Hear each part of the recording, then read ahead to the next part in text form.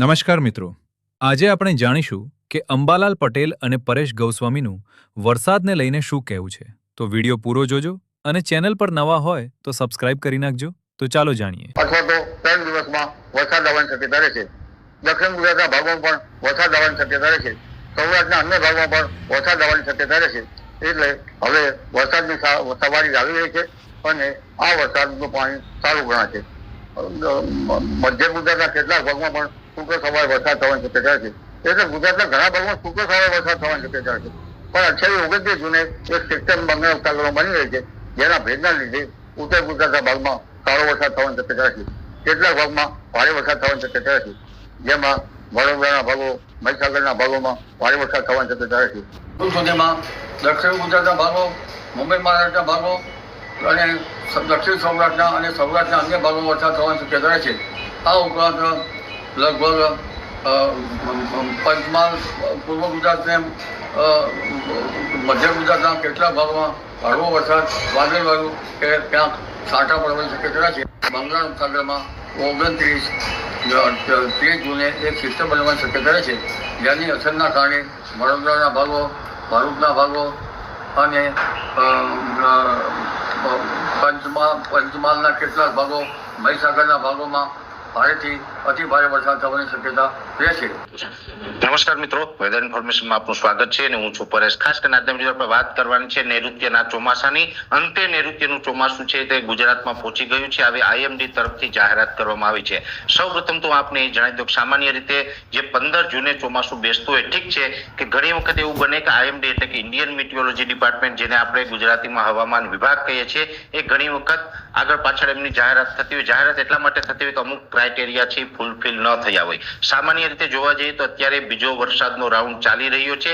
પ્રથમ રાઉન્ડ છે 17 જૂનથી લઈને 21 જૂન વચ્ચે જોવા મળ્યો, જેમાં પણ છૂટાછવાયા વિસ્તારમાં આપણું અનુમાન હતું એ મુજબ વરસાદી માહોલ જોવા મળ્યો અને વાવણી લાયક વરસાદ પણ છૂટાછવાયા ગ્રામ્ય વિસ્તારમાં પડ્યો હતો. હવે 22 થી 25 જૂનનો બીજો રાઉન્ડ, એટલે આજે જ થઈ છે 24 જૂનના બીજો વરસાદનો રાઉન્ડ ચાલી રહ્યો છે અને એમાં પણ આમ જોવા જઈએ તો 22 તારીખથી જ સુરત, વલસાડ, વાપી, નવસારી, બારડોલી, બિલીમોરા તમામ વિસ્તારની અંદર વરસાદની શરૂઆત થઈ ગઈ હતી. પણ હવામાન વિભાગ તરફથી ચોમાસાના પ્રવેશની જાહેરાત નથી થઈ. પણ આજે હવામાન વિભાગે ઓફિશિયલ જાહેરાત કરી છે કે દક્ષિણ ગુજરાતના તમામ વિસ્તારમાં ચોમાસું પહોંચી ગયું. તમામ વિસ્તાર એટલે કે જેમને લાઈન ડ્રો કરીને મૂકવામાં આવી છે એમની ઓફિશિયલ વેબસાઇટ ઉપર, જેમાં સુરત અથવા તો જે આપણે કહી શકાય છોટાઉદેપુરના અમુક ગ્રામ્ય વિસ્તાર, રાજપીપળા, વલસાડ, વાપી, નવસારી, બારડોલી, બિલીમોરા, ડાંગ, આહવા, આ તમામ વિસ્તારની અંદર નૈઋત્યના ચોમાસાનો આજે પ્રવેશ થઈ ચૂક્યો છે. આ મોટા અને સારા સમાચાર ગણી શકાય છે કે હવામાન વિભાગના કહેવા મુજબ આજે દક્ષિણ ગુજરાતની અંદર ચોમાસાનો પ્રવેશ થયો.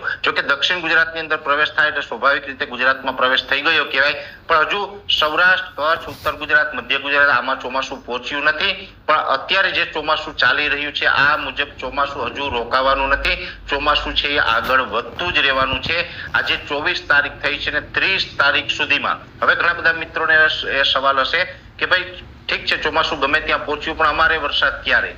ત્યારે હું આપને જણાવી દઉં કે સૌરાષ્ટ્રના તમામ વિસ્તારો, મધ્ય ગુજરાતના લગભગ તમામ વિસ્તારો અને દક્ષિણ ગુજરાતના વિસ્તાર, આ ત્રણેય રીજનની અંદર આજથી લઈને 30 તારીખ સુધીમાં, આમ તો 25 તારીખ આવતીકાલે 25 તારીખ સુધીમાં પણ વરસાદનું સારું પરફોર્મન્સ જોવા મળશે. બીજો રાઉન્ડ જે 27-28 જૂનથી ચાલુ થઈ રહ્યો છે એની અંદર પણ લગભગ 4-5 જુલાઈ સુધી ચાલવાનો છે. એટલે 30 જૂન સુધીમાં એની અંદર પણ લગભગ તમામ વિસ્તારની અંદર ચોમાસાનો વરસાદ પડી જાય અને સારો એવો લાભ મળશે.